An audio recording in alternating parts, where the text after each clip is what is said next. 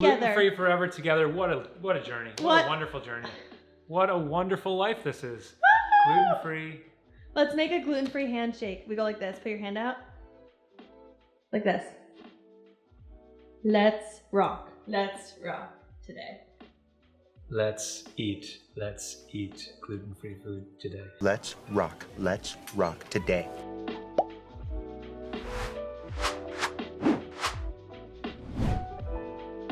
So, quick life update. I have celiac disease. It was really a random discovery, but I'm going to tell you the whole story of finding out that I was diagnosed with celiac disease at age 28, and I'm going to fill you in on all the stuff that I now have to do to manage this. I would really love for Michael to join us for this video because, as many of you know, Michael has been gluten-free for over 10 years now. He went to many doctors way back in the day because he had migraines frequently, and he tried a whole host of elimination diets, including wheat, yeast. What else did you do?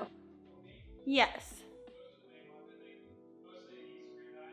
Yeast-free, whatever. He tried a few diets, and gluten was the one thing that when he eliminated it, his headaches seemed to get a little bit less frequent. So he has been gluten-free for 10 years. He does not have celiac disease, but he doesn't eat any gluten. So I've been sort of working around that with him over the past 10 years, but I've still been eating gluten. You guys know I'm a pizza hog. I'm like obsessed with pizza. I have a few places in New York City that are my absolute favorites that I get all the time, and I am now done with that kind of pizza. So I will only be eating gluten-free pizza from now on. But I do want to tell the story because this is just kind of unexpected and a little bit random, but things do seem to like align and make sense now that I think about it. Obviously in hindsight, everything's 2020, but here's the story. Let me put this in a comfortable position.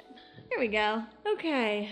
So I really wanted to get a holistic approach to my healthcare. I wanted to have a full blood panel done because I've been starting to take some supplements here and there, and I felt a little bit weird about just popping supplements. Like, I felt like I needed to get a blood panel done to see what vitamins and minerals I'm actually deficient in so that I could supplement with those. I didn't want to just be taking like trendy supplements. So I signed up for this service to get that blood panel done, and the blood results came in. It was the first time. I mean, obviously I've had blood tests done at physicals and all of that, but it was the first time that I was kind of just doing it for no reason, just to see what my numbers were. And the panel came back pretty much normal, but it showed that I had elevated liver enzymes. If you've never received this on a blood test, this is not going to make any sense, but there are two specific markers that are typically looked at with liver enzymes, the AST and the ALT, and both of them are supposed to be like under 30, I believe, and mine were in the 40s and 50s. So it's like slight elevation. It's not anything intense. People who have some other conditions can often have liver enzymes in the hundreds, and you can still be like fine with enzymes in the hundreds. So in the 30s and 40s or 50s, it's really not crazy high, but my doctor did say that it was slightly elevated, and so she wanted me to do a repeat blood panel. Pause for New York City sirens. All right, should I just keep talking through the sirens? Do you care? Probably not. Okay, so I went to get that repeat blood work done, and that was just done in case there was some sort of fluke that caused the liver enzymes to be elevated the first time. So I waited, a few weeks, and then I went back and I got the second blood panel, and the enzymes were still elevated. So it wasn't incredibly alarming, but this doctor did recommend that I go to see a liver specialist or a gastro just to kind of check things out and make sure it's not some other issue that the blood panel missed. I already got tested for, different forms of hepatitis, any sort of inflammation of the liver, and I didn't have that. So we were really just doing a whole host of other tests to see what came back. So I went to this gastroenterologist. Now it's about 2 months later. So at this point, I get another blood test. It's now like my third or fourth blood test. And he gives me a call back and tells me, interesting, your liver enzymes have gone down a bit since the last test, but you tested positive for the antibodies that would indicate celiac disease.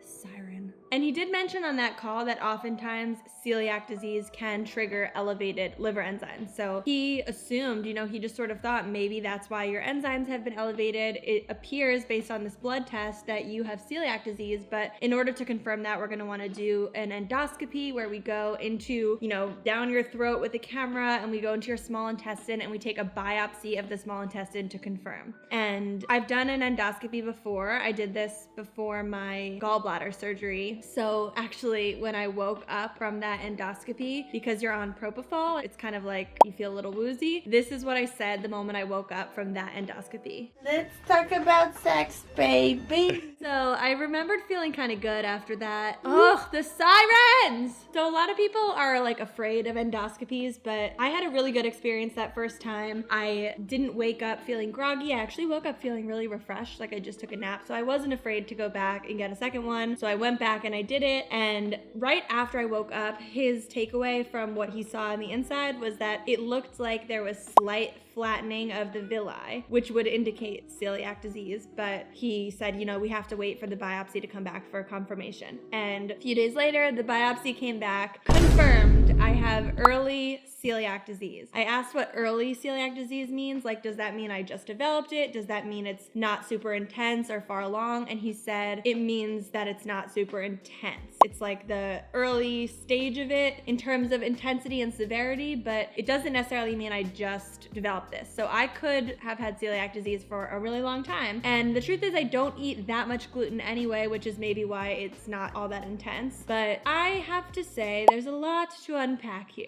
So the first thing that's interesting is, as you might know from following some of my health journey recently on Instagram or YouTube, I've been dealing with migraines since I went off the pill. I had a few migraines when I was on the pill, but ever since going off, I've had it all the time. Intense migraines, tension headaches, I don't know what they are. I've seen a neurologist, I'm trying to figure it all out, but I believe that the migraines are hormonal in nature because they really started when I went off the pill. But it is just strange that I would find out that I have celiac disease, because that can often trigger migraines and headaches. And I don't know, maybe when I was on the pill was like masking that, but if it was related to celiac, I don't know why the pill would help. So I don't really have answers here. All I have is a diagnosis. I have already started cutting gluten out of my diet, so gluten is gone. And it's just so ironic because Michael has been gluten-free for 10 years, and I wouldn't say I've been making fun of him, but I have been, eyeing him with a sense of pity. I've been looking at him like, oh, how sad you can't have this. And every so often, don't you just want a nice good old grilled cheese? What about a pizza? He always gets the gluten-free pizza, and I've tried it. I've eaten his gluten-free pizza, and it's sometimes a little bit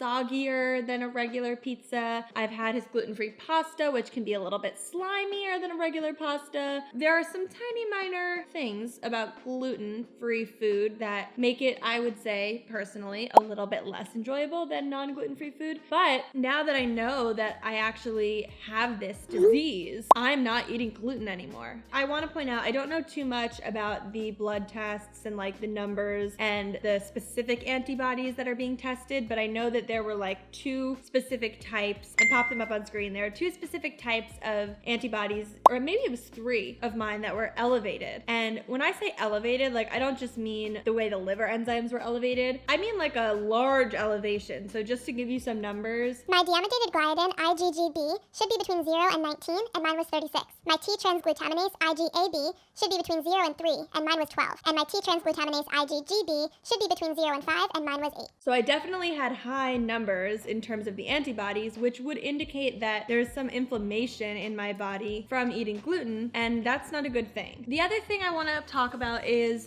stomach issues. Now that I have this diagnosis, a lot of stuff seems to make sense for me. So one thing in specific is that I would say that I have a bit of a, as far as human beings go, a bit of an uneasy stomach. I never really thought it was any more uneasy than the average person, but now that I have asked around to some people, it seems like my stomach history and just the frequency with which I get stomach aches is a little bit high. I also have specific memories, and I can remember and recall specific times in my life when after a big meal, particularly a gluten-filled meal, when I would feel incredibly nauseous. So I have come home from many dinners in New York City with Michael, and we will wash up and get in bed, and I will just be lying there like a log, telling him that I am so nauseous and cannot be touched or cannot really even watch a show because I'm just so nauseous. And that's not normal, I don't think. So it kind of makes sense. I used to have that a lot. You know, my family was always like, why do you get nauseous all the time? And I got nauseous a lot. And maybe it's because I was celiac for a really long time and just didn't know.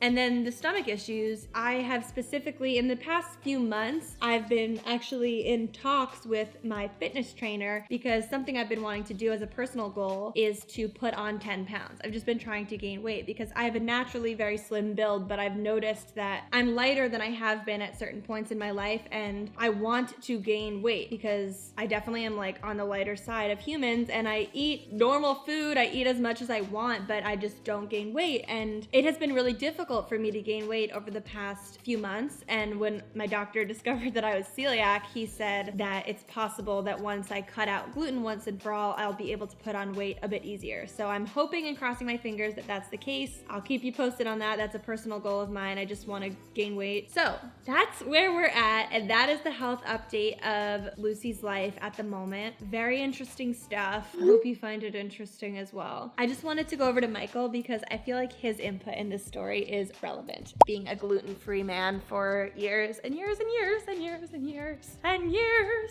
Whoa, we've got to turn this light off. There's no light on. Yeah, it was. Hey! Hey. So, what do you think? What do I think? Just generally about life? These pens are robust. So, how did it feel when I got diagnosed with celiac? Like poetic justice. No. How did it feel when you got celiac? It was really sad. It was sad? Yeah, of course. Oh. Because I know what I go through on a daily basis. And at this point, I'm totally used to it. But I also figured that it would probably be worse for you. Why? Because I love my pizza? Because you love your pizza. And because it's a big adjustment. Even though I think it's really helpful that you have me, that I've done this for 10 years, it's still a big change. Well, you know, one of the first things that Michael said to me was, because I really discovered this without looking for it. Like, I was really just testing to see why these enzymes were elevated, but I would not have thought I was celiac. And because of that, like, I had had gluten a couple nights before, and even though maybe I had a little diarrhea, or like maybe if I have a headache, I'm not having the worst outcome of celiac disease. Like, I know some people who have intense celiac disease cannot eat gluten or they are unable to function, and that's just not the case with me. So when I found out I had this, Michael was like, well, the truth is you clearly have a mild case of it. First of all, the doctor said it was mild to moderate and early. And secondly, you have eaten tons of gluten in your life and you are generally okay to function throughout the day. He said, if you want, you can like generally go gluten-free, but you can still have your gluten pizza every so often if you want, because you know it's not, quote, killing you. And you said absolutely not. I just said that's not how my brain works at all. The way my brain works is I was just given a diagnosis. I have a disease. Like, I'm not trying to be annoying. I feel like it's minor, but I know it's not really. Like, some people have it really bad, but it sounds scary to say the word disease, but it also is a very manageable thing if you cut out gluten, I believe. But the way I see it is I was just given a diagnosis. I was told that my body is creating antibodies and inflammation in response to this foreign invader, gluten, which means that I will never be touching gluten again. Like, why would I intentionally ingest something just because I might feel fine? Clearly inside these numbers are rising and things are going up. Like, why would I ever add inflammation to my body? Because I know from podcasts I listen to and books I read and just like general knowledge I have of health, I know that inflammation in any form, when continued over time, and like when you keep adding inflammation to something like your body, over time that can manifest in a number of ways in terms of other sicknesses and other health issues. And I don't want to add even like 1% chance that I'm going to be more at risk for another health issue. So the moment I found this out, I was like, gluten is out of my life. We're not friends anymore. But Michael was like, you maybe don't have to be that extreme with it. So it's just funny how he works. But it's gone for me. That's